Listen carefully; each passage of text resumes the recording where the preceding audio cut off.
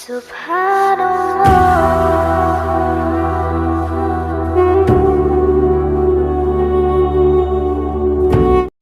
الحمد للہ وکفا وسلام علی عبادہ الذین اصطفیٰ اما بعد۔ محترم بزرگوں اور عزیز دوستوں، آج رمضان کی 27ویں شب ہے، یعنی کہ طاق رات۔ نبی کریم صلی اللہ علیہ وسلم نے شب قدر کو تلاش کرنے کے لیے کہا اور فرمایا کہ رمضان کے آخر عشرے کی طاق راتوں میں شب قدر کو تلاش کرنا ہے۔ اور یہ طاق راتیں کون سی ہیں؟ 21ویں شب جو گزر چکی، 23ویں شب، 25ویں شب یہ گزر چکی، 27ویں شب، اور اس کے بعد اور ایک شب آنے والی ہے 29ویں شب۔ ابھی 2 راتیں ہمارے پاس ہے، ایک رات کا تو کافی حصہ گزر چکا ہے۔ تو اللہ تعالیٰ نے یہ ہمیں موقع نصیب فرمایا، اور اس رات کی تلاش میں آپ اور ہم یہاں پر بیٹھے ہوئے ہیں۔ اس رات کی اصل میں کیا فضیلت ہے اور کیا اہمیت ہے، اور آج کے رات کو پانے پر کیا اجر و ثواب ہے، یہ ہمیں پتہ ہونا چاہیے۔ 1000 مہینے اگر کوئی عبادت کرتا ہے تو اتنا ثواب اگر شب قدر اسے میسر ہو جاتی ہے تو ایک رات کا ثواب جو ہے وہ 1000 مہینوں سے بھی بہتر رات ہے، اور وہ ہے شب قدر۔ اور شب قدر کو طاق راتوں میں تلاش کرنا ہے، اور آج 27ویں شب ہے۔ اللہ تعالیٰ نے شب قدر متعین نہیں کی ہے، لیکن عجیب معاملہ یہ ہے کہ ہم نے متعین کر دی، اور ہم یہ سمجھتے ہیں کہ 27ویں شب جو ہے وہ 27ویں شب ہی شب قدر ہو سکتا ہے کہ 27ویں بھی ہو، لیکن ان 5 راتوں میں ہمیں شب قدر کو تلاش کرنا چاہیے۔ جن لوگوں نے 21، 23 اور 25ویں شب کو شب قدر کو تلاش کیا وہ تو ماشاءاللہ خوش نصیب لوگ، اور جو تلاش نہیں کر پائے وہ محروم رہے۔ لیکن ابھی ہمارے پاس جو ہے 27ویں شب اور 29ویں شب، ابھی 2 راتیں ہمارے پاس باقی ہیں۔ ویسے رمضان کا ہر لمحہ یہ خیر و برکت سے خالی نہیں ہے۔ عام دنوں میں جو ثواب ملتا ہے نفل کا، آج وہ فرض کے درجے میں آ جاتا ہے، اور اللہ تبارک و تعالیٰ 70 گنا ثواب کو بڑھا دیتے ہیں۔ تو یہ فضیلت والی، برکت والی رات اللہ تعالیٰ نے ہمیں نصیب فرمائی۔ قرآن پاک میں اللہ فرماتے ہیں کہ اِنَّا أَنزَلْنَاهُ فِي لَيْلَةِ الْقَدْرِ، ہم نے قرآن مجید کو لیلۃ القدر میں نازل کیا ہے۔ اور پھر لیلۃ القدر کیا ہے؟ لیلۃ القدر کی اہمیت اور فضیلت کیا ہے؟ لیلۃ القدر خیر من 1000 شہر، 1000 مہینوں سے بہتر یہ رات ہوتی ہے۔ اس رات کا ملنا، اس رات کا نصیب ہونا، یہ بہت ہی سعادت کی بات ہے۔ اللہ نے زندگی دی ہے، اللہ نے موقع دیا ہے، تو ہم اس کی قدر کریں۔ دیکھیے، موت کا کوئی بھروسہ نہیں، کب ہمیں وہ لینے آ جائے اور کب ہم اللہ کو پیارے ہو جائے۔ گزشتہ رمضان میں بہت سے ہمارے دوست احباب، رشتے دار ہمارے ساتھ تھے، آج وہ ہمارے ساتھ نہیں ہے۔ کیا پتا کہ آئندہ رمضان ہمیں نصیب ہو یا نہ ہو، اس لیے رمضان کی قدر کریں، اس کی جو ہے فکر کریں، کوشش کریں، اور آج کی رات میں جو ہے اپنے طور پر، انفرادی طور پر عبادت کریں۔ اجتماعی طور پر عبادت کی جاتی ہے اور یہ بیانات کیے جاتے ہیں، تو میرا عزیز دوستو، صحابہ کرام رضوان اللہ تعالی علیہم اجمعین کے دور میں، نبی کریم صلی اللہ علیہ وسلم کے دور میں ایسے اجتماعی بیانات نہیں ہوتے تھے۔ تمام صحابہ جو ہے انفرادی عبادت کیا کرتے تھے، اپنے اپنے طور پہ، کوئی تلاوت میں مصروف ہے، کوئی ذکر میں مصروف ہے، کوئی دعاؤں میں مصروف ہے، کوئی آوازاری میں مصروف ہے، اپنے اپنے طور پر عبادتوں کے اندر لگے ہوئے رہتے ہیں۔ لیکن زمانہ بدلتے گیا اور دنیا میں ہم اتنے آگے بڑھ گئے، دنیا کو ہم نے اپنے آپ پر اتنا سوار کر لیا کہ دینی مزاج ہمارا باقی نہیں رہا۔ تو یہ جو مجلسیں ہوتی ہیں، یہ ترغیب دلانے کے لیے کہ آج کی رات کی فضیلت کیا ہے، اہمیت کیا ہے، کس لیے آج یہاں پر ہم بیٹھے ہیں اور کیوں یہاں پر عبادت کرنا چاہیے، یہ تھوڑا سا بیان ہو جائے تو بیان کے بعد جو وقت ہے وہ انفرادی عبادتوں میں گزارنا ہے۔ تو آپ چلیے گزاریں گے نا بھائی؟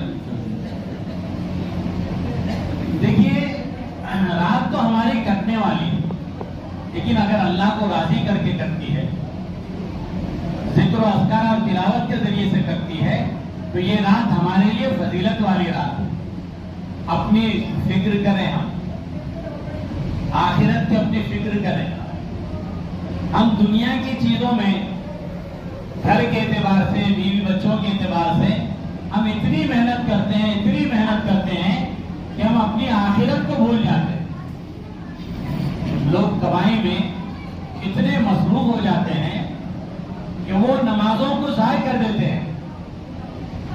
نماز کا وقت ہوتا ہے، اگر ان کو نماز کی دعوت دی جائے تو وہ کہتے ہیں کہ بھائی میرے بیوی بچے کو کون پالے گا، اگر میں نمازیں پڑھوں گا تو میرے بیوی بچوں کو کون پالے گا، میرا گھر کیسا چلے گا، میری ذمہ داریوں میں کیسے نبھا سکوں گا۔ یہ دین کی کمی کی وجہ سے اور اللہ سے ہمارا تعلق کم ہونے کی وجہ سے ہوا۔ اگر ہمارا تعلق اللہ سے مضبوط ہوگا، آخرت کی فکر ہمارے اوپر سوار ہوگی، تو ہمیں دنیا کے ساتھ ساتھ دین کی بھی فکر رہے۔ دیکھیے، اللہ تعالیٰ نے کبھی بھی ہمیں صرف دین میں پڑے رہو، دنیا کو چھوڑو، ایسا نہیں کہا۔ اللہ نے جو دعا کرنے کا طریقہ ہم کو کیا فرمایا؟ ربنا آتینا فی الدنیا حسنہ وفی الآخرۃ حسنہ، کہ اللہ دنیا میں ہمیں بھلائی نصیب فرما۔ اللہ نے پہلے دنیا کی بھلائی مانگنے کے لیے کہا، اس کے بعد کہا وہ فی الآخرۃ حسنہ۔ تو بتایا چلا کہ دنیا بھی ہمارے لیے ضروری ہے، لیکن سب کچھ دنیا ہی نہیں ہے، سب کچھ کمانا ہی نہیں ہے۔ اور یہ مزاج کیوں بنتا ہے، یہ ماحول کیوں بنتا ہے؟ نماز کا وقت ہوتا، دل نہیں چاہتا کہ ہم نماز پڑھیں، اذان کی آواز کانوں میں آتی، لیکن دل نہیں چاہتا کہ ہم مسجد کی طرف جائیں۔ اس کی وجہ کیا ہے؟ اس کی وجہ یہ ہے کہ ہم نے کبھی اللہ کو صحیح طریقے سے مانا نہیں، اللہ کو سمجھا نہیں، اللہ کی نعمتوں کو، اللہ کی مہربانیوں کو کبھی ہم نے غور سے دیکھا نہیں، اس کا شکر ادا نہیں کیا کہ ہم گناہگار بنتے ہیں، ہم اللہ کے نافرمان بنتے ہیں، بلکہ باغی بنتے ہیں، پھر بھی اللہ تعالیٰ ہمیں روزی روٹی دیتے ہیں، عزتوں سے نوازتے ہیں، کھانا پینا ہمارا اچھا ہوتا ہے۔ تو ہم آخرت کی فکر کب کریں گے؟ جب اللہ کا ڈر ہمارے دل کے اندر بیٹھے گا، اللہ کا خوف ہمارے دل کے اندر بیٹھے گا، تو تب ہمیں سمجھ میں آئے گا کہ بھائی ہم کو فکر کرنا۔ اب ہمارے بڑے بزرگوں نے ہم کو بتایا کہ بھائی بڑی رات ہے آج، اور بڑی رات کو جاگنا ہے، بڑی رات ہے اور بڑی رات کو جاگنا ہے۔ تو بچے جاگتے بیچارے، ہماری غلطی ہے نا، ہم کو بتانا چاہیے تھا کہ یہ جو بڑی رات ہے جسے شب قدر کہتے ہیں، یہ رات عبادت کرتے ہوئے جاگنا ہے، تلاوت کرتے ہوئے جاگنا ہے، اللہ کو راضی رکھتے ہوئے جاگنا ہے۔ ہم نے سکھا دیا جاگنا ہے تو بس مسجد میں چائے بنتی، پیتے رہتے، جاگتے رہتے، باہر چبوتروں پہ بیٹھ جاتے، ادھر ادھر گھومتے رہتے، اور پھر کیا ہوا؟ شب قدر ہے، ابا بولے تھے جاگنا ہے، ہم جاگ رہے بھائی، दादा बोले थे जाग रहे हैं, हम जाग रहे हैं, मस्तियां करते हुए जाग रहे हैं। तो मेरे अजीज दोस्तों, जागने से मुराद है इबादत और तिलावत करते थे। अगर नींद आ रही है तो जूस जागने से सो जाना बेहतर है। अगर हम अपनी फिक्र नहीं करेंगे, देखिए रमजान जो है ये मुसलमानों का सीजन है। पहले जो उम्मतें गुजरी है तो उनकी उम्रें जो है हजार साल उनकी उम्रें होती थी। नबी करीम सल्लल्लाहु अलैहि वसल्लम उन कौमों के वाक़यात सुनाते थे तो सहाबे किराम में तशवीश हो गई। उनकी उम्रें 1,000 साल होती थी और हमारी उम्रें 40, 50, 60, 70 साल है, उसके कुछ आगे पीछे। तो अगर हम नेकियां देखी जाएंगी तो उनकी नेकियां तो हमसे ज्यादा है, और जब नेकियों का मुकाबला होगा तो हम तो उनकी नेकियों का मुकाबला ही नहीं कर सकते। तो अल्लाह ताला ने उम्मत मोहम्मदिया सल्लल्लाहु अलैहि वसल्लम पर कुछ खुसूसी इनायत फरमाए। क्या खुसूसी इनायत फरमाए? कि आम दिनों में कोई बंदा एक नेकी करता है तो अल्लाह ताला एक नेकी के बदले में उसको 10 गुना बढ़ाकर देते हैं। कुरान पाक में अल्लाह फरमाते हैं, मन जाअ बिल हसनति फलहु अश्रु अमसालिहा, कि कोई बंदा एक नेकी लेकर मेरे पास आएगा, मैं उसको 10 के बराबर सवाब दूंगा। ये उम्मत मोहम्मदिया सल्लल्लाहु अलैहि वसल्लम की खुसूसियत है। ये हमारे लिए खुसूसियत अल्लाह ने रखी कि एक नेकी करो 10 का सवाब पाओ। और जब रमजान का मुबारक महीना आता है तो एक नेकी करो 70 का सवाब पाओ।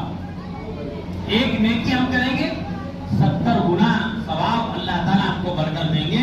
और वल्लाहु युज़ाइफ़ु लिमन यशा, और अगर अल्लाह चाहे उससे बढ़कर देना तो अल्लाह को कौन रोकता है? बताइए, कोई रोक सकता है अल्लाह को? तो अल्लाह ताला ने ये रमजान का महीना हमको जो दिया है इसमें 70 गुना ज्यादा सवाब हमको मिल रहा है। और इस रमजान की खुसूसियत क्या है? अल्लाह ताला ने इस मुबारक महीने में कुरान मजीद को नाज़िल किया। अल्लाह ताला ने इस मुबारक महीने में रोजों को हम पर फर्ज किया। अल्लाह ताला ने इस मुबारक महीने की आखिर अशरे की 3 रातों में शब-ए कदर को रखा है कि जिसमें एक रात अगर नसीब हो जाए तो 1000 महीनों के बराबर उसका सवाब हमको मिलता है। जब सहाबाए किराम रिज़वानुल्लाहि ताला अलैहिम अजमईन के सामने नबी करीम सल्लल्लाहु अलैहि वसल्लम ने ये इनायत अल्लाह की बताई तो सहाबाए किराम को इत्मीनान हुआ कि हाँ, अब हम नेकियां कमाकर उनका मुकाबला कर सकते हैं। और हमारे रमजान भी आते और चले भी जाते, हमारा क्या हाल है? जैसी नेकियां करनी चाहिए उतनी नेकियां नहीं कर पाते। जो सवाब कमाना चाहिए वो सवाब हम नहीं कमाते, और ऐसे ही करते करते रमजान गुजर जाता। अब बिल्कुल 2-4 दिन बाकी रह गए, रमजान गुजर जाएंगे। अब भी जो वक्त बचा है मेरे अजीज दोस्तों, ये अल्लाह का करम और अल्लाह का एहसान मानिए कि अल्लाह ने हमें इसका मौका दिया है। एक एक लम्हे को हम कीमती जाने, नमाजों का एहतमाम, दुआओं का एहतमाम। जब हम सहर में उठते हैं तो चंद रकात तहज्जुद आप पढ़िए और दुआ का एहतमाम कीजिए। मस्जिद में 15 मिनट पहले आ जाइए और कुरान की तिलावत करते हुए जाइए, और 15 मिनट लेट जाइए। बाद लोगों का ये शिकवा होता है कि इतने हम मसरूफ है कि टाइम नहीं मिलता। आप नमाज में 15 मिनट पहले आओ और नमाज के 15 मिनट लेट जाओ। उस दौरान में कुरान की तिलावत करो, उस दौरान में दुआ और तौबा और इस्तिग़फ़ार करो, आपको सवाब मिल जाएगा।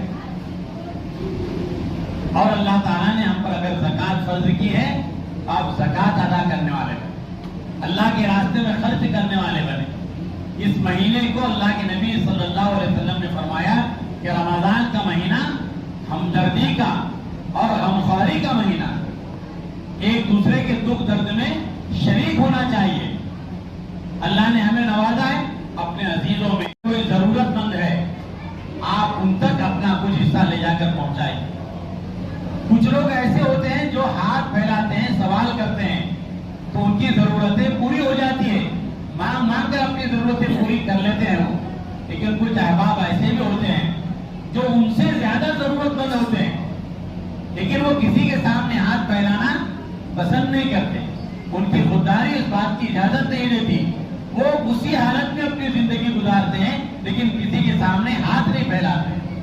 تو ہمیں چاہیے کہ اپنے رشتہ داروں میں، اپنے اڑوس پڑوس میں ایسے رہنے والے لوگوں کو ہم تلاش کریں اور خاموشی سے لے جا کر ان کی ہم مدد کریں۔ اب پھر دیکھیے ان کے دل سے دعائیں کیسی نکلتی۔ کام ہم ایسے کریں کہ اللہ تعالیٰ ان بندوں کے دل میں ایسی بات ڈالے کہ وہ ہمارے لیے دعا کریں، اور پھر آخرت کی فکر کریں۔ اچھا، نیکی کرنے کا جذبہ پیدا کب ہوتا ہے؟ آخرت کی تیاری کرنے کی فکر ہمیں کب سوال ہوتی ہے؟ جب ہم آخرت کی فکر کریں۔ ایک مرتبہ ہارون رشید رحمۃ اللہ علیہ کے دربار میں لوگ آتے جاتے رہتے تھے۔ اس وقت کے ایک بزرگ تھے مجذوب قسم کے، جن کا نام شاہ بہلول تھا۔ تو وہ شاہ بہلول رحمۃ اللہ علیہ بالکل مجذوب یعنی دیوانے رہتے تھے۔ تو ہارون رشید رحمۃ اللہ علیہ نے، جو ہمارے ہندوستان کے بادشاہ تھے، ان کو جو ہے ایک لکڑی دے دی، ایک ڈنڈا دے دیا اور کہا کہ بہلول، تم سے کوئی اگر کم عقل اور بے وقوف اور نادان کوئی ملتا ہے تو یہ تم ان کو دے دو۔ ہارون رشید نے کیا کہا کہ یہ میری لکڑی ہے، تم سے کوئی کم عقل، بے وقوف اور نادان اگر کوئی تمہیں مل جائے تو یہ لکڑی ان کو دے دینا۔ ایک وقت گزر گیا، ہارون رشید بیمار ہو گئے، علیل ہو گئے بہت زیادہ۔ لوگ عیادت ان کے پاس آنے لگے۔ شاہ بہلول رحمۃ اللہ علیہ جو مجذوب قسم کے بزرگ تھے، وہ ان کی خدمت میں پہنچے اور عیادت کر کے پوچھا کہ کیا بادشاہ سلامت، کیا حال ہے؟ تو انہوں نے کہا کہ بس اب تو بہلول کیا بتاؤں، اب تو سفر کی تیاری ہے۔ انہوں نے کہا اچھا، سفر کی تیاری ہے، پھر تو پہلے آپ کی فوج پہنچ گئی ہوگی، وہاں پر خیمے نصب کیے گئے ہوں گے، آپ کے محافظ جائیں گے۔ تو انہوں نے کہا کہ نہیں، یہ وہ سفر نہیں ہے، یہ آخرت کا سفر ہے۔ تو شاہ بہلول نے کہا کہ میں وہی تو کہہ رہا ہوں کہ آخرت کا سفر ہے، تو تم نے تو اپنی فوج بھیج دی ہوگی، وہاں پر تمہارے خیمے نصب ہو رہے ہوں گے، کھانے پینے کے انتظامات وہاں پر کیے جا رہے ہوں گے، اور تمہارے ساتھ تمہارے محافظ ہو کے تم جاؤ گے۔ تو اس نے پھر ہارون رشید رحمۃ اللہ علیہ نے کہا کہ ارے بہلول، یہ آخرت کا سفر ہے، وہاں پر فوج نہیں جاتی، وہاں پر خیمے نہیں لگتے، وہاں پر میرے محافظ نہیں آتے، مجھے تو تنہا جانا ہے وہاں پر۔ شاہ بہلول نے کہا اچھا، آپ تنہا جائیں گے؟ تو پھر تنہا جائیں گے تو آپ نے آخرت کی کیا تیاری کی؟ وہاں کی کچھ تیاری کی؟ اب دنیا کے سفر میں مہینوں پہلے آپ کی تیاریاں ہوتی تھی، تو آخرت کی تیاری کیا کی آپ نے؟ ہارون رشید رحمۃ اللہ علیہ، وہ بھی کیونکہ اللہ والے تھے، چونک گئے فوراً اور کہا کہ بہلول، بات تو تم بہت پتے کی کہتے ہو، میں نے آخرت کی تیاری جیسی کرنی چاہیے تھی میں نے تو ویسی کی نہیں۔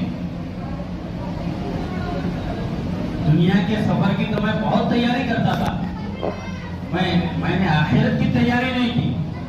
تو شاہ بہلول رحمۃ اللہ علیہ نے، جو ہارون رشید نے ان کو ایک لکڑی دی تھی نا، ڈنڈا، کہ تم سے کوئی کم عقل، بے وقوف، نادان تم کو مل جائے تو یہ اس کو دے دینا۔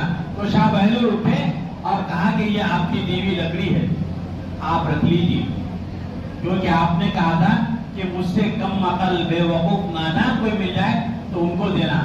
آپ چند دنوں کا سفر ہوتا تو اتنی تیاری کرتے تھے، اور آخرت کے سفر کی آپ نے تیاری نہیں کی، آپ سے کم عقل اور بے وقوف کون ہو سکتا ہے؟ یہ لکڑی آپ رکھیں۔ ہارون رشید رحمۃ اللہ علیہ رونے لگے کہ ہاں بہلول، تم صحیح کہتے ہو، آخرت کی تیاری کرنی چاہیے۔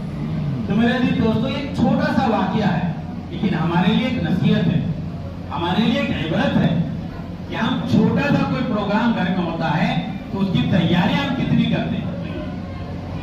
ابھی دیکھیے عید کی تیاری کتنی ہوگی، جو روزے دار نہیں ہوں گے ان کی اور زیادہ زور و شور جو بیچارے روزے دار ہوتے ہیں ان کی تیاری نہیں ہوتی، لیکن جو روزے دار نہیں ہوتے ان کی تیاری بہت ہوتی ہے۔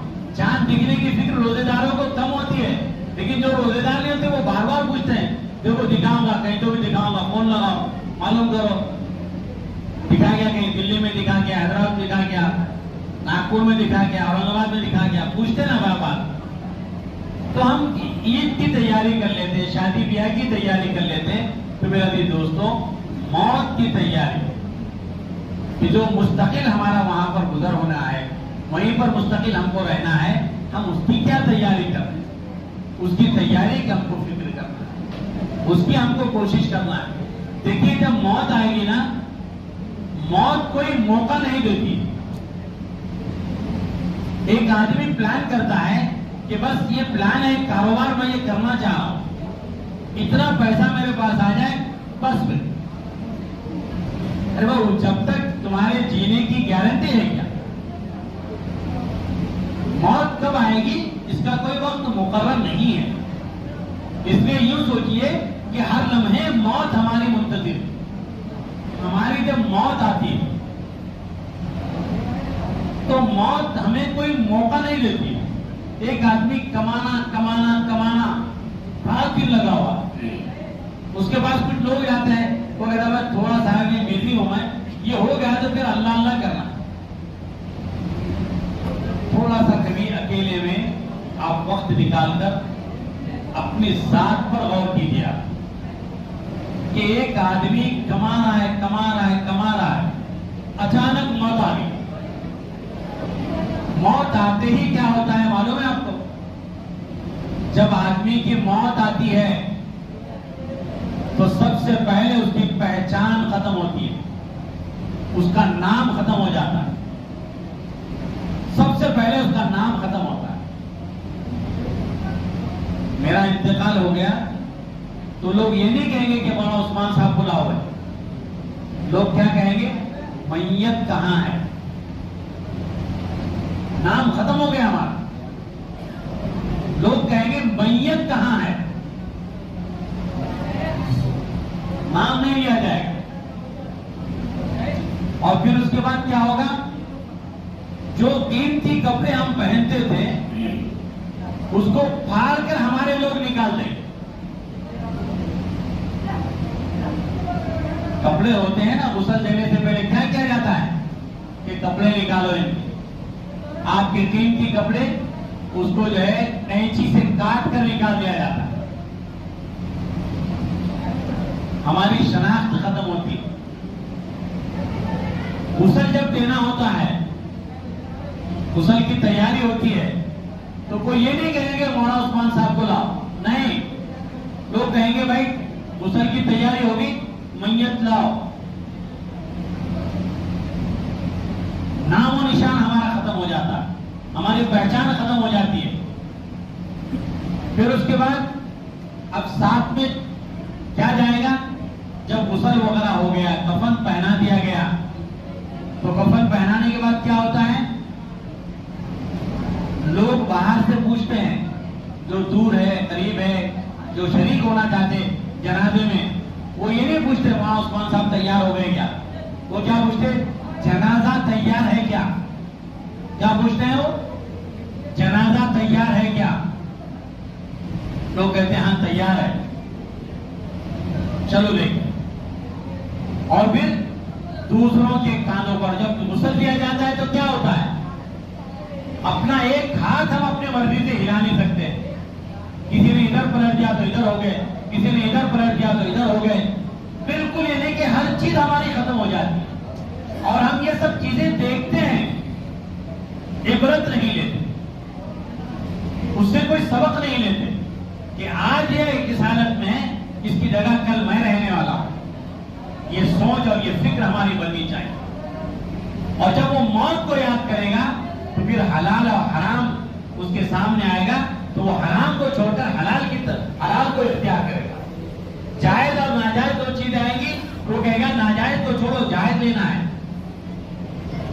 پھر جنازہ جب لے کر جاتے ہیں، نماز جنازہ پڑھی جاتی ہے، اور نماز جنازہ کے بعد قبر کھودی جاتی ہے. قبر کھودنے کے بعد کیا ہوتا ہے بھائی؟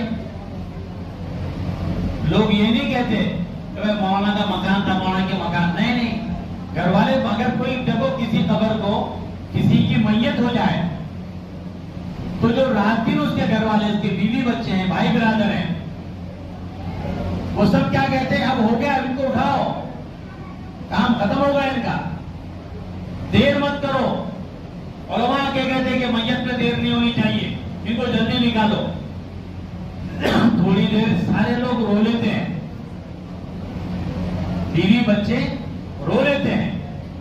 اب آپ یہاں سے جا رہے ہیں تو ننگے بدن جا رہے ہیں، کفن آپ کے جسم پر ہے، صرف آپ کی پراپرٹی پیچھے رہ گئی، آپ کا بینک بیلنس پیچھے رہ گیا، آپ کی بلڈنگ پیچھے رہ گئی، اور وہ ساری کس کی بن گئی؟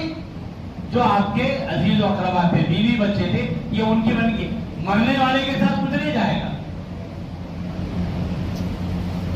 آپ نے اب یہاں سے آپ جا رہے ہیں، قبر میں اتارنا ہے تو کوئی یہ نہیں کہے گا کہ مولانا عثمان صاحب کو اتارو، یہ نہیں کہیں گے کہ لا بھائی میت لاؤ اندر اتار دیں، اور منو مٹی کے نیچے ہم کو دفن کر دیا جائے گا. اور دفن کرنے کے بعد کیا ہوگا؟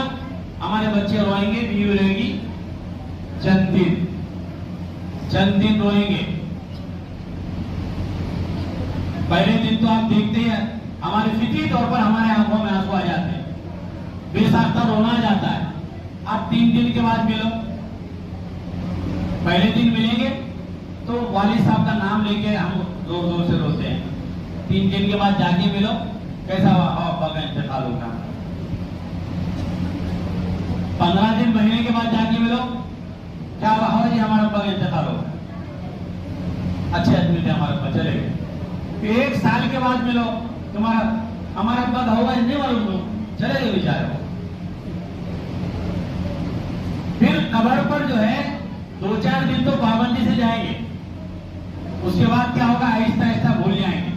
پھر وقت کا آئے گا ایسا، عید کی نماز کو چھوڑ کے قبرستان میں جاتے ہیں، عید گاہ وہاں پر ہے، تو وہاں جانے کے بعد اپنے بچوں کو لے کے جاتے ہیں، تو وہاں پر بھی بہت غور سے دیکھ کر آپ کی اولاد آپ کے پوتوں سے یہ کہتی ہے کہ بیٹا یہی کہتے ہوئے تمہارے دادا دفن ہے. قبر کی نشانی بھول جاتے ہیں، یہی کہتے ہوئے تمہارے اتنے میں کہتے ہوئے تمہارے دادا ہے. چلو یہیں سے فاتحہ پڑھ لیں، دعا پڑھ، ثواب پہنچا.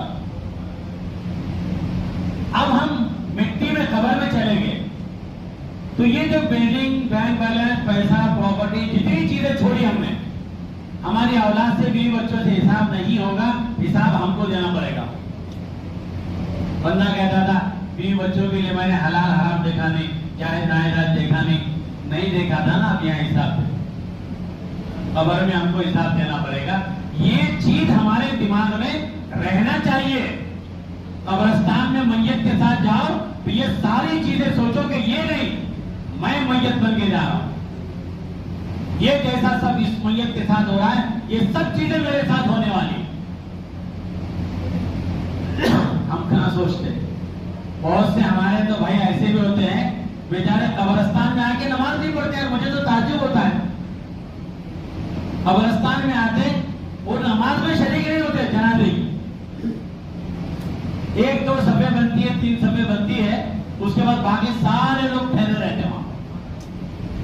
اور ٹھہرے بھی رہتے ہو، کوئی دعا درود کرتے نہیں رہتے ہو، اپنی گپ شپ میں رہتے ہو. ایک رسم ہے، تعلق تھا، جانا پڑتا وہاں تک، اس لیے کہتے ہیں. نہیں گئے تو لوگ کیا بولیں گے. اور اگر بریت کے بھائی نے، بچوں نے نہیں دیکھا تو جا کے مل کے ان کو آتے کہ بھائی میں آیا تیرے باپ کے میت میں. یہ اتنی بری حالت ہے ہماری میرے دوستوں.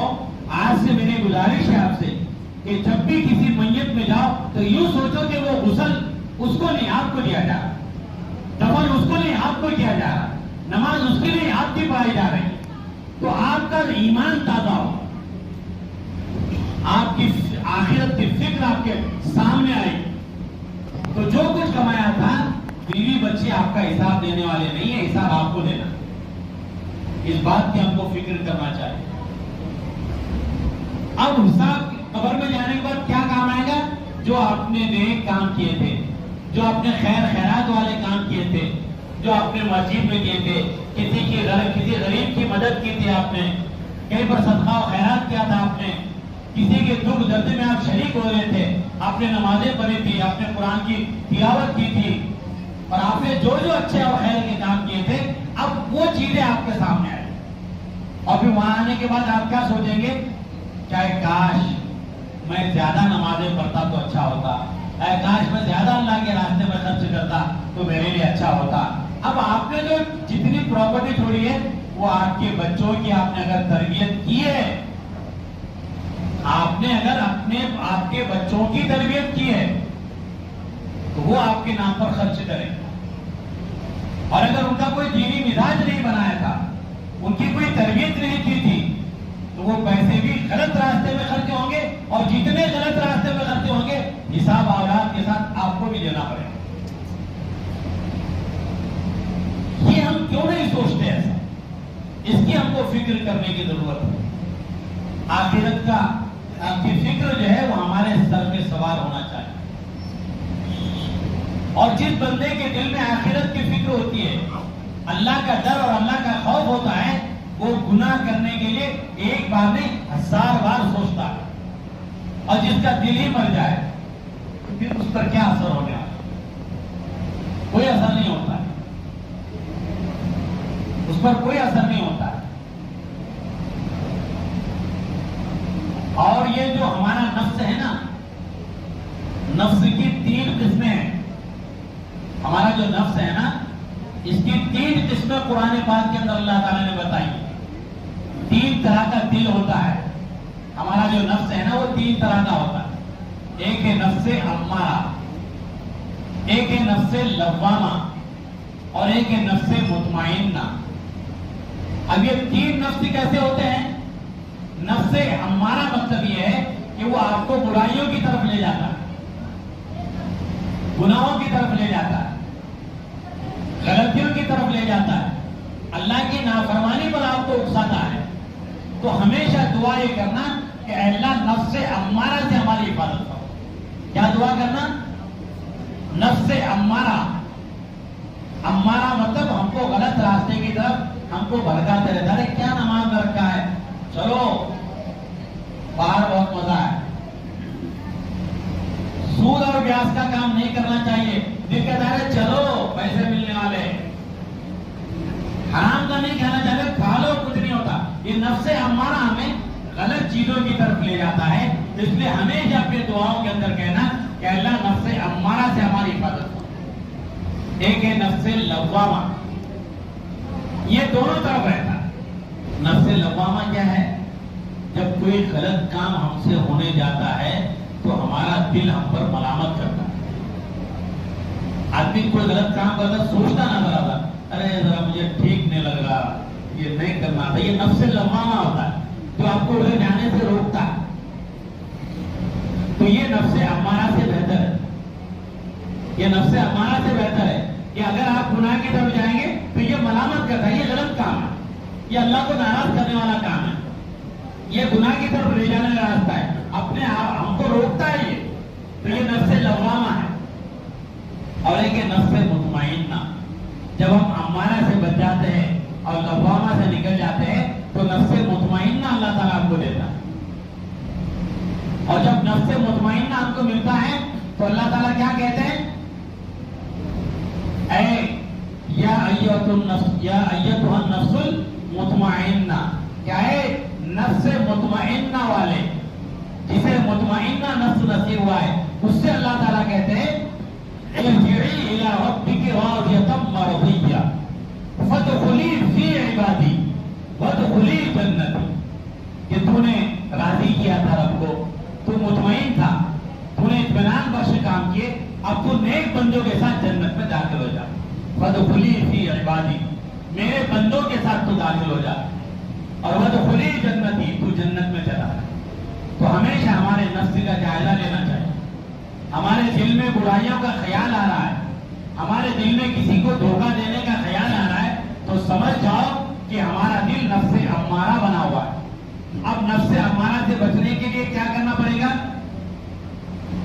استغفار، کثرت سے استغفر اللہ پڑے گا.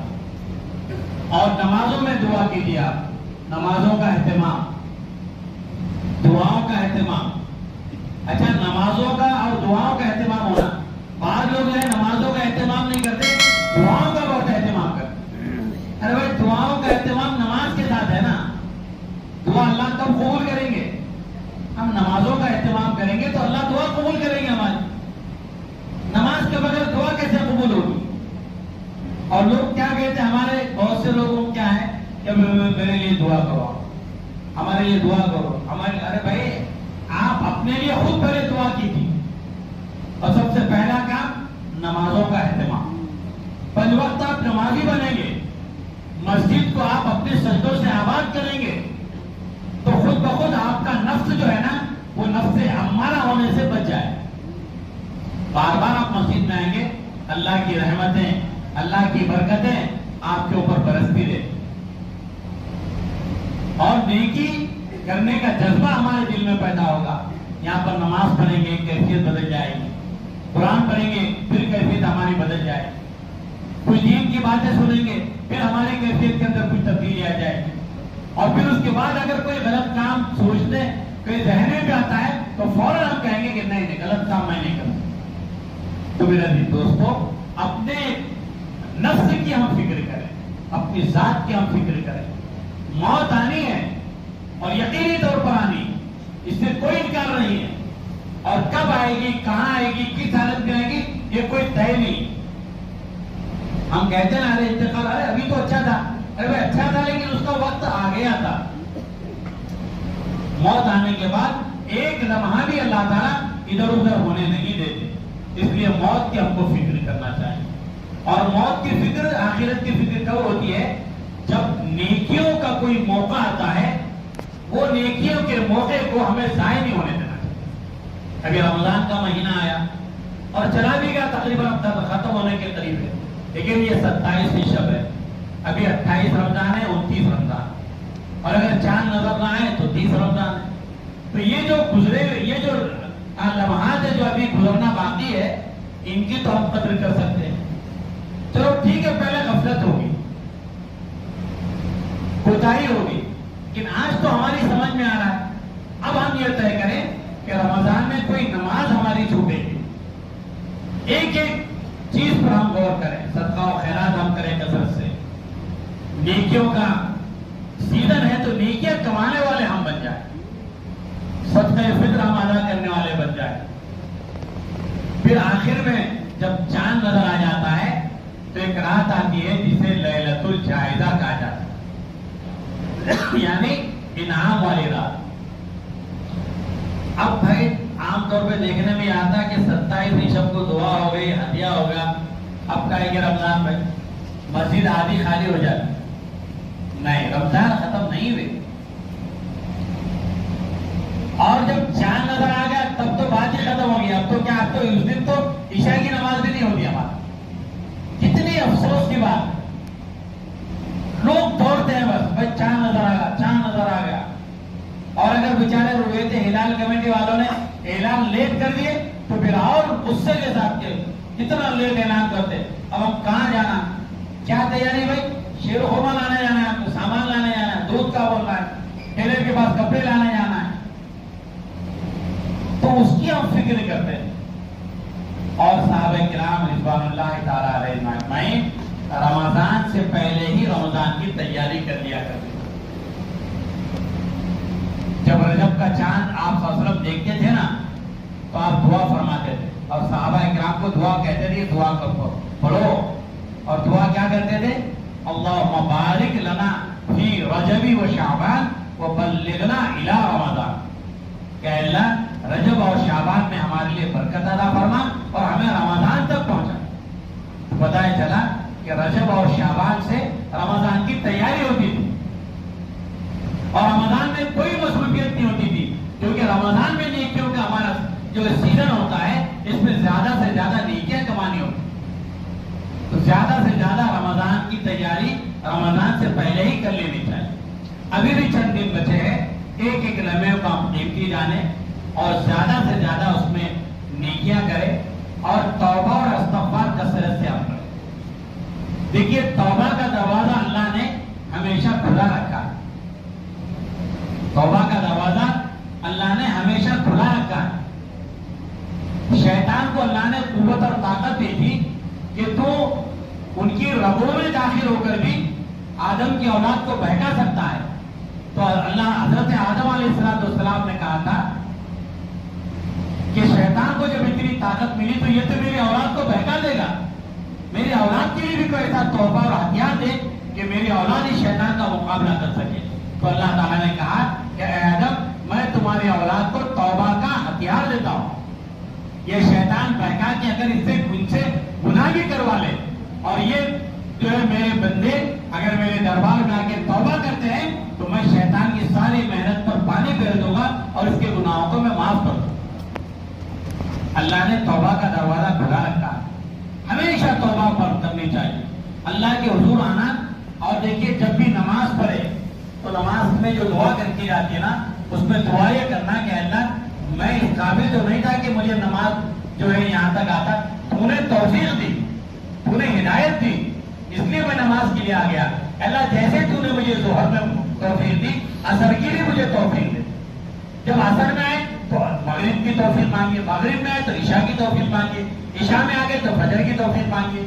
ہر نماز میں آپ دعا کریں گے تو اللہ تعالیٰ آپ کو نمازوں کا پابند بنا دے گا۔ اللہ سے مانگنا چاہیے، اور کوئی بھی نیکی کا کام کریں گے تو یہ نہ کہے کہ میں نے کیا، نہیں نہیں نہیں، اللہ نے مجھے توفیق دی اس لیے کہ میں نے کام کر دیا، میرے اندر ایسی کہاں طاقت ہے کہ میں یہ کام کروں۔ اللہ تیرا شکر ہے، تیرا کرم ہے، تیرا احسان ہے کہ تو نے مجھے اس کام کے لیے منتخب کیا، تو نے میری اس نیکی کو قبول کیا اور مسجد میں تو نے مجھے بلا دیا۔ کتنے ایسے لوگ ہیں جو مسجد کے باہر پڑے، مسجد کے اندر ہم آتے ہیں نا تو مسجد کے اندر آنا بھی یہ اللہ کی مہربانی اور توفیق ہوتی ہے۔ ایک ملازم جو ہے سامان اٹھا کر ایک صاحب کا چل رہے کہا کہ میں فلاں جگہ لے کے چلو، وہ لے کے چلے تو مسجد آ گئی، اور مسجد قریب آنے کے بعد کیا کہا اس غلام نے، بس نماز کا وقت ہو گیا میں نماز پڑھ لیتا ہوں۔ تو اندر گیا اور نماز پڑھنے کے لیے بیٹھ گیا، کیونکہ نماز کا شوقین تھا، نماز کا پابند تھا، اللہ کی خصوصی عنایت اس کے ساتھ تھی، وہ نماز پر نماز پڑھ رہا ہے۔ اور باہر جو ہے وہ جو شخص تھا اس کا مالک وہ باہر سے دیکھ رہا ہے، ارے یہ پھر نماز میں، پھر تھوڑی دیر بعد دیکھا پھر نماز میں۔ کافی دیر کے بعد جب وہ جب اس نے سلام پھیرا تو اس نے باہر سے آواز دی کہ ارے بھائی کیا بات ہے باہر کیوں نہیں آتے؟ سیٹھ نے اپنے نوکر سے کہا کہ ارے کیا بات ہے باہر کیوں نہیں آتے؟ اس نے کہا کہ وہ آنے نہیں دیتا۔ تو سیٹھ صاحب نے اندر دیکھے، اندر تو اس کے علاوہ کوئی نہیں ہے۔ انہوں نے تعجب سے پوچھا کہ اندر تو کوئی نہیں ہے، کون آنے نہیں دیتا؟ تو انہوں نے کہا کہ جو آپ کو اندر نہیں آنے دیتا وہ مجھے باہر نہیں آنے دیتا۔ اللہ کی توفیق ہے، نوکر ہے، خادم ہے، اللہ نے اپنے در کے اندر اسے قبول کیا، اللہ نے پیسوں سے دولت سے نوازا، لیکن مسجد میں آنے کی اسے توفیق نہیں۔ تو مسجد میں جب ہم آتے ہیں نا تو یہ اللہ کا کرم ہے، یہ اللہ کا شکر ہے، اللہ کا احسان ہے۔ اس مسجد کو آباد کرو اور نمازوں کے ذریعے سے، سجدوں کے ذریعے سے آباد کرو۔ اب بہت سے ہمارے بھائی ایسے ہوتے ہیں کہ ان پر نماز پڑھنا بہت گراں گزرتا ہے، گراں یعنی بہت بار مشکل محسوس ہوتا ہے۔ تو آپ انہیں محبت سے، حکمت سے دعوت کی، ایک بار تو نماز پڑھ کے دیکھو، آپ اللہ سے مانگ کر تو دیکھو۔ آپ وہ بندہ جب نماز کے لیے آئے گا، مانگے گا اور دل سے آنے دو، بغیر کسی لالچ کے آنا، اللہ کے لیے آنا ہو، اللہ اس کی کیفیت کو بدل دے۔ اور اگر پہلی دفعہ ویسی ہی آیا تو کم از کم ماحول کے اثرات کی وجہ سے اس کی طبیعت کے اندر فرق آتا ہے، لیکن نیت خالص یہ رہنا کہ میں نماز کیا رہا ہوں۔ ایک مولانا ایسی تقریر کر رہے کہ نماز پڑھو اس کے بہت فائدے۔ تو ایک بیچارہ دیہاتی غریب آدمی تھا، بکریاں پالتا تھا، بکریاں چلاتا تھا۔ انہوں ان کے پاس گئے اور جا کر کہا کہ بھائی نماز پڑھا کرو۔ تو اس نے کہا کہ بھائی میری بکریاں ہیں اور میرے کپڑے صاف نہیں رہتے، مجھے ان کو سنبھالنا پڑتا ہے، مجھے وقت نہیں ملتا، میں کیا کروں؟ انہوں نے کہا کہ نہیں نماز پڑھو۔ تو نے کہا کہ مولانا میں نماز کو آؤں گا تو میری بکریاں چلے جائیں گی، میرا نقصان ہو جائے گا، تو نماز سے فائدہ کیا ہے پھر؟ تو انہوں نے ان کو کہا کہ بھائی دیکھو نماز پڑھیں گے آپ تو اللہ تعالیٰ آپ کی بکریوں میں برکت دے، آپ کے روزی میں برکت دے گی۔ ان کو بار بار جب کہا تو اس نے کہا بیٹی مولانا سے کہا کہ مولانا یہ صحیح صحیح برکت ہوتی ہے نا، میرے بکریاں بڑھ جائیں گے، مجھے برکت ہو جائے گی، مل جائے گی۔ مولانا کہا کہ ہاں برکت مل جائے گی۔ اب وہ اس نے سوچا کہ بھائی اتنی محنت کر رہا ہوں میں اور مولانا کہہ رہے ہیں کہ نماز پڑھنے سے برکت ہوتی، بکریاں بڑھ جاتے، چلو نماز پڑھیں گے۔ یہ نماز پڑھتا گیا 2 دن 4 دن، مولانا پوچھ رہا کہ مولانا بکریاں تو بڑھ رہے نہیں، انہوں نے کہا بڑھیں گے دعا کرو۔ الٹے اس کی 2-3 بکریاں مر گئے، تو یہ بہت پریشان ہو گیا، مولانا کے پاس کہا کہ حضرت آپ تو بولے تھے کہ بکریاں بڑھ جاتے، یہاں تو مر گئے، اللہ سے دعا کرو بڑھے گی انشاءاللہ۔ پھر کچھ دن گزر گیا اور کچھ بکریاں مر گئے، یہ پھر مولانا کے پاس آئے، کہنے لگے دعا کرو، نماز پڑھو، دعا کرو، اللہ دینے والے۔ اب اس نے یہ سوچا کہ بھائی اب میں نماز اگر چھوڑ دوں گا تو اور زیادہ نقصان ہوگا، اور یہ جو نقصان ہو چکا ہے مجھے ملے گا نہیں، چلو نماز پڑھیں۔ نماز پڑھتے گئے بکریاں مرتے گئے، نماز پڑھتے گئے بکریاں مرتے گئے، پوری بکریاں اس کی ختم ہو گئی۔ اب گھر میں خالی بالکل غمزدہ ہو کے خاموش بیٹھا بیچارہ، ایک چھوٹا بکری کا بچہ تھا۔ چھوٹے بچے ہوتے نا وہ بہت خوبصورت ہوتے ہیں، اچھل کود بھی بہت کرتے ہیں، تو بچہ اچھل کود کرنے لگا، اس کو غصہ آیا، تو بکری کے بچے سے کیا کہنے لگا وہ، ارے تو ایک رکعت کا بھی نہیں، خاموش بیٹھ، ان کے واسطے تو بہت نمازہ پڑھنا پڑا، تو ایک رکعت کا بھی نہیں۔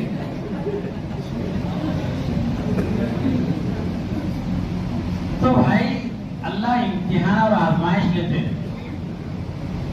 نیت ہماری خالص ہونی چاہیے کہ اللہ کے لیے ہم نماز پڑھیں گے، اللہ کے لیے ہم سب کچھ کریں گے، اور اگر کوئی امتحان ہوتا ہے تو اس امتحان کو ہم برداشت کریں گے۔ ایک چھوٹا سا واقعہ آپ کو سنا کر میں اپنی بات کو ختم کرتا ہوں، کیونکہ میں نے پہلے بھی کیا کہا تھا کہ بھائی بشاشت رہے گی مجمع کی تو اتنی دیر بات چلے گی، انشاءاللہ لمبی چوڑی بات نہیں ہوگی۔ ایک قصہ اس سے متعلق یادہ کا سناتا ہوں۔ اللہ تعالیٰ جو ہے نا کبھی بندوں کو آزماتے ہیں، دے کر آزماتے ہیں اور کبھی لے کر آزماتے ہیں۔ تو اللہ تعالیٰ نے فرشتوں کو انسان بنا کر دنیا میں بھیجا اور کہا کہ جاؤ یہ کچھ لوگ ہیں، ان کا امتحان لو۔ ایک کے پاس گئے تو اس سے پوچھا کہ بھائی کیا خواہش ہے تمہاری؟ تو اس نے کہا کہ بھائی خواہش کیا، بس دولت آ جائے، اونٹ مل جائے، دولت آ جائے اور میں امیر بن جاؤں، نوکر چاکر ہو میرے پاس، ایک بہت بڑا علاقے کا آدمی میں کہلاؤں۔ تو فرشتے نے اس کو دعا دی، وہ بڑا آدمی بن گیا۔ دوسرے کے پاس گئے، وہ بیچارے ایسی غریب، ان کو پوچھا کہ کیا چاہتے ہو؟ میں چاہتا ہوں کہ میں امیر بن جاؤں، دولت آ جائے، مال و دولت آ جائے، میں بڑا بن جاؤں۔ فرشتے نے دعا کی ان کے لیے، وہ بھی امیر بن گئے۔ تیسرے کے نابینا شخص بیٹھے گئے، وہ پوچھا کہ کیا بات ہے، کیا پریشانی؟ کیا کہ بس میری آنکھیں مل جانا اور مجھے اللہ تعالیٰ نے دولت دے دینا۔ تو انہوں نے دعا کی، فرشتے نے، اللہ نے ان کو آنکھیں بھی دے دی اور ان کو پھر انہوں نے ان کو ایک بکری دی، پہلے والے کو اونٹ دیا، ان کو بکری دی، کہا کہ تم اس سے محنت کرو۔ انہوں نے اس پر محنت کی، اللہ تعالیٰ نے بہت بکریوں سے نوازا، یہ تینوں بہت مالدار بن گئے، بہت مالدار بن گئے۔ پھر اللہ تعالیٰ نے امتحان کے لیے بھیجا کہ جاؤ اب ان کا امتحان دو۔ تو فرشتہ آ کر کہنے لگا کہ میں ایک مجبور آدمی ہوں۔ فرشتہ انسان کی شکل میں اللہ نے بھیجا کہ میں مجبور ہوں، ضرورت مند ہوں، اور اللہ نے آپ کو دیا ہے اتنا، اللہ کی مہربانی ہے آپ کو۔ تو کہنے لگا کہ کیا بول رہے ہیں؟ محنت کیا میں نے، پشتوں کی جائیداد ہے یہ، میری محنت سے ہے یہ، اور میں تجھے دیکھے کیا کنگال بجب، چل نکل یہاں سے۔ فرشتے نے کہا کہ اللہ اس سے جیسا یہ پہلے تھا ویسا ہی کر دے. اللہ تعالیٰ نے اس کو ویسے ہی کر دیا. امتحان لیا جا رہا تھا. دوسرے کے پاس گئے, اس نے بھی ایسی کہا, اللہ نے پھر ان کو ویسے ہی بنا دیا. تیسرے کے پاس گئے تو یہ جا کر کہنے لگے کہ بھائی میں پہلے بھی آیا تھا اور تمہاری حالت بہت کمزور تھی, یہ اللہ نے تم کو اتنا سب کچھ دیا, میں مسافر آدمی ہوں, کچھ دے دو بکریوں میں سے مجھے. اس نے کہا کہ اللہ کے بندے تو نے صحیح کہا, یہ سب اللہ کا دیا ہوا, میرا کچھ نہیں یہاں پر. اور دیکھ یہ بکریوں کا ریوڑ ہے, اس میں سے تجھے جتنی بکریاں چاہیے لے جا. اللہ تعالیٰ نے کہا کہ اس کو اس کی حال پر چھوڑو. تو اللہ تعالیٰ دولت دے کر بھی آزماتے ہیں اور دولت لے کر بھی آزماتے ہیں.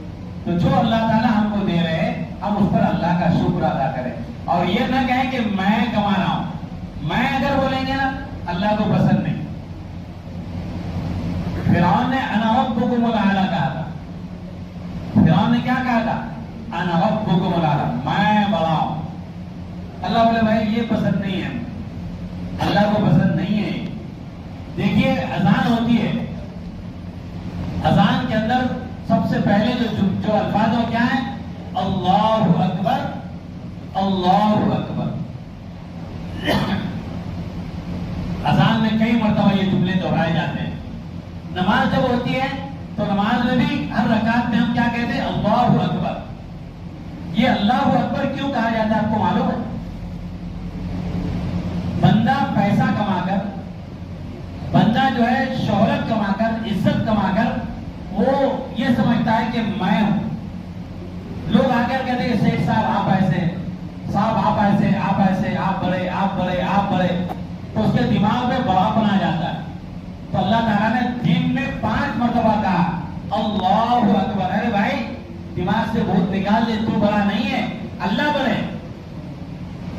5 مرتبہ اذان ہوتی ہے اور اذان میں کئی مرتبہ اللہ اکبر کے الفاظ آتے ہیں. تو یہ بندے کو بتانا ہے کہ تو بڑا نہیں ہے, اللہ بڑے.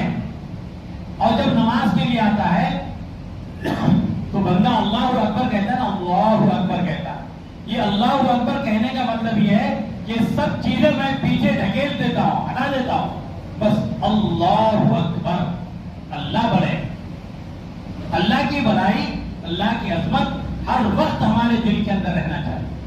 جب اللہ کی بڑائی اور اللہ کی عظمت ہمارے دل کے اندر رہے گی تو اس کا فائدہ یہ ہوگا کہ ایک ایک چیز پر ہمیں غور کرنے کا موقع ملے گا. آخرت کی فکر ہمیں یاد دلاتی رہے گی, موت ہمیں یاد دلاتی رہے گی, موت ہمیں یاد آتی رہے گی, اور گناہ کے کاموں سے اللہ ہماری حفاظت فرمائیں گے, اور نیکی کے کاموں کی طرف اللہ تعالیٰ میں ترغیب دلائیں گے کہ جاؤ نیکی کے کام. تو یہ رمضان کا مبارک مہینہ چل رہا ہے, ختم ہونے کے قریب ہے. آج 27 شب ہے, تو انفرادی طور پر بھی آپ لوگوں کو عبادت کرنی ہے. اللہ تبارک و تعالیٰ مجھے بھی اور آپ تمام کو ان کہیں سنی باتوں پر عمل کرنے کی توفیق عطا فرمائے. آمین. وآخر دعوانا